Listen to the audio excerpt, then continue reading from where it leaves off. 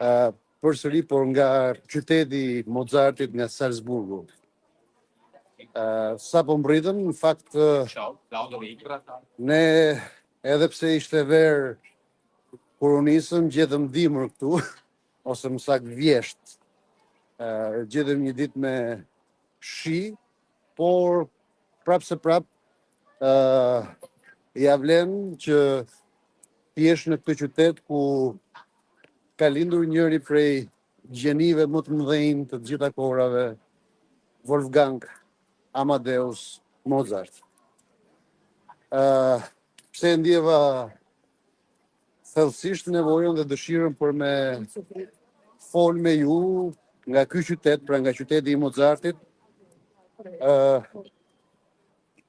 sepse në fakt ndjej një motivim të brendshëm shpirtëror kur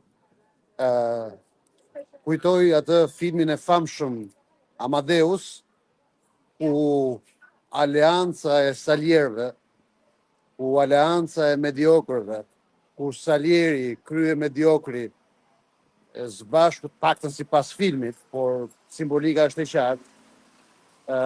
Pra Salieri së bashku me aleancën e salierëve e investuan të gjithë energjinë e tyre, e investuan të gjithë mekanikën e tyre të pushtetit dhe intrigave dhe poshtërsive për të asgjësuar Mozartin, gjeniun. Ishte zilia, ishte xhelozia, ishte likësia e tyre, por ishte edhe shpejtësia me cilën mediokrit ndërlidhen me njëri tjetrin. Gjejnë shokun me shpejtësi skëterre, në mënyrë të befasishme, njerëz që ti nuk e mendoje kurrë se do të bëheshin bashkë ndonjëherë, ja dalin ban dhe jo vetëm bëhen bashkë, por ngjeshen bashkë, bëhen kaq fortësisht dhe kaq të çimentuar bashkë sa ty të lë pa fjalë. Ajo që sheh, ajo që kupton, ajo që dëgjon. Por e megjithatë, koha na kanë dëshmuar dhe vijojnë na dëshmojnë ende se Mozartët ja dalin ban. Pra ndoshta nuk ja dalin ban në kohën që janë gjallë, pra atë që është jeta fizike dhe realiteti fizik i tyre, por vepra, puna e tyre, trashëgimia e tyre për globin që u shërben brezave, mbetet e gjallë.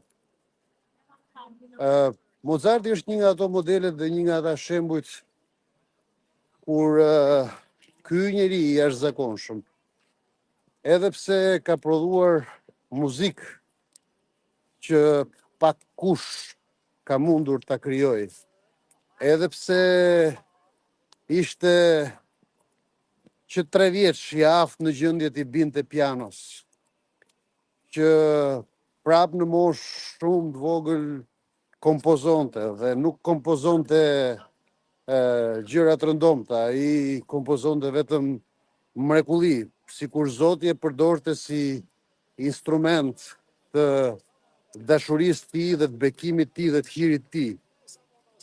Dhe pavarësisht kësaj, lufta e salierëve dhe mediokrëve e ndëshkoi Mozartin dhe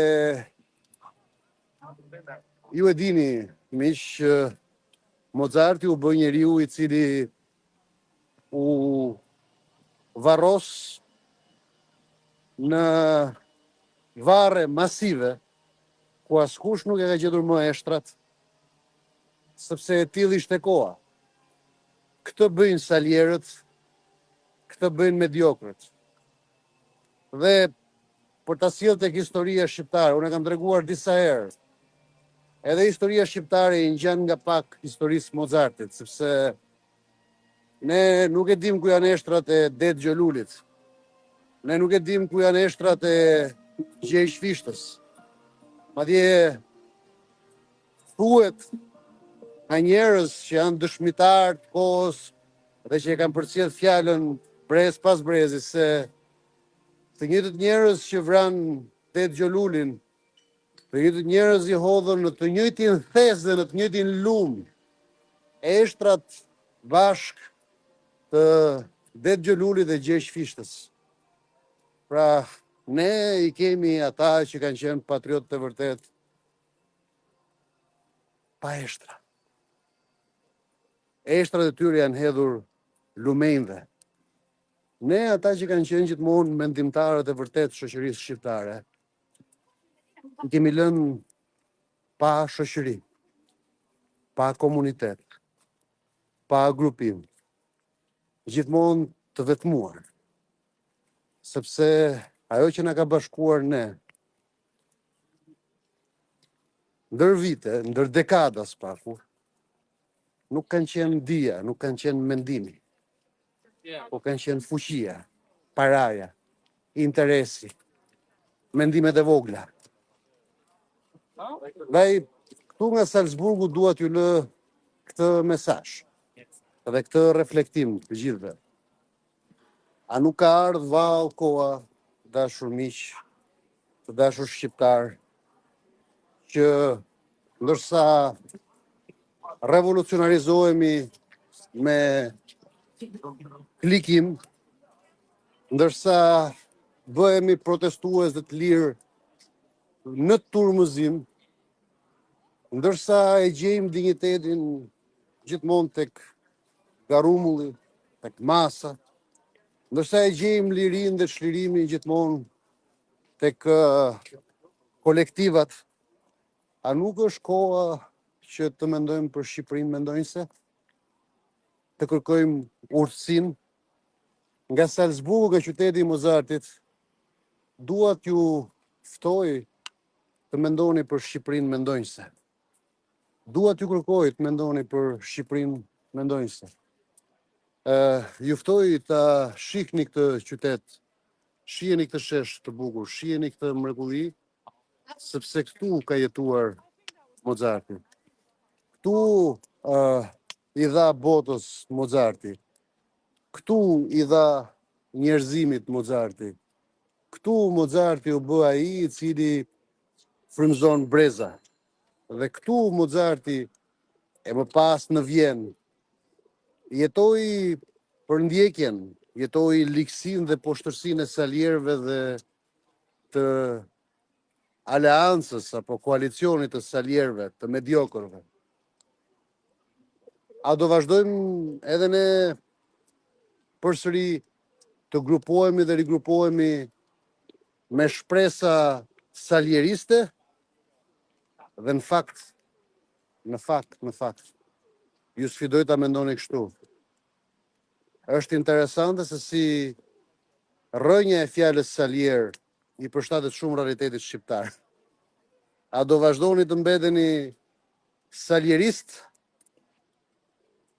edramist, metist, mediokrist, turmëzist, apo do të përpiqeni të hapni mendjet dhe zemrat tuaja për shqiptarizmën, për talentin, për rezistencën morale, për fuqinë shpirtërore, për guximin e përditshëm për me refuzu të keqen, për të zbatuar atë porosi që na i jepte Dostojevski kur thoshte se le të rrjedhë e keqja, le të rrjedhë dhe të buças e të mbulojë gjithçka e keqja e poshtërsia, por jo nëpërmjet meje.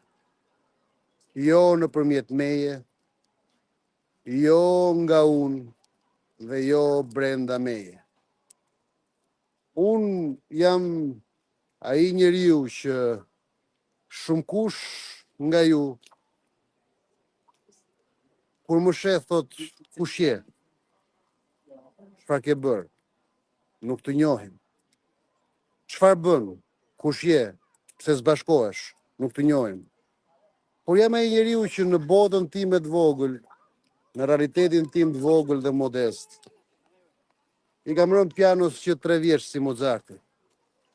Jam një ai njeriu që në botën time të vogël, në mundësitë e mia të vogla, jam përpjekur që të lë një trashëgimi të përditshme, të ngadalë. Jam përpjekur që të lë një trashëgimi që nëse nuk do të bëhet vlerë e madhe e shoqërisë shqiptare, nëse nuk do ta lejojnë që të bëhet vlerë e madhe e shoqërisë shqiptare, jam i sigurt që do të bëhet një platformë e shkëlqyer e dy djemve të mi.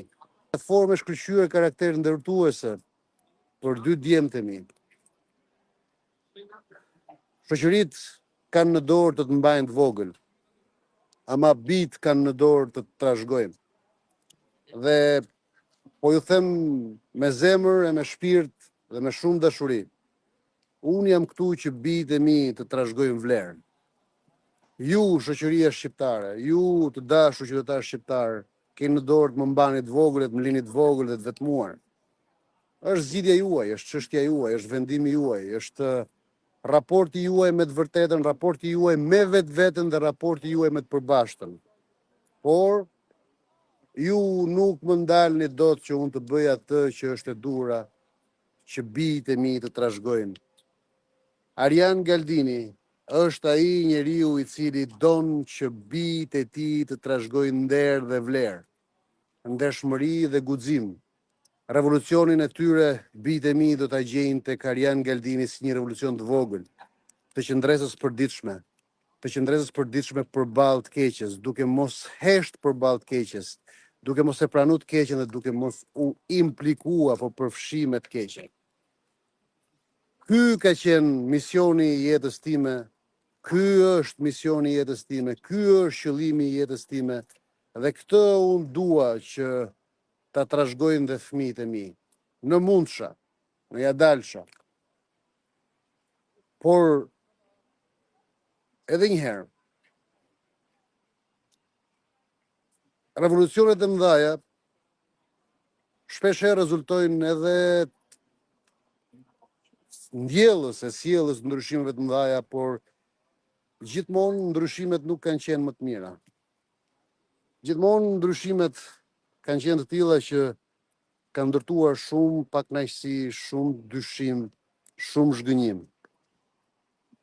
Revolucionet e vërteta që i kanë ndryshuar shoqëritë në mënyrë të pakëthyeshme, edhe gjithmonë në mënyrë pozitive, lartësuese, kanë qenë vetëm revolucionet e vogla, kur qytetarët kanë lartësuar shpirtrat e tyre vetjak, kur qytetarët kanë lartësuar me guxim vetdijet e tyre personale, kur qytetarët kanë lartësuar me hirin e Zotit, por edhe me trimërimin personal, vlerat e tyre dhe qëndresën e tyre morale të përditshme.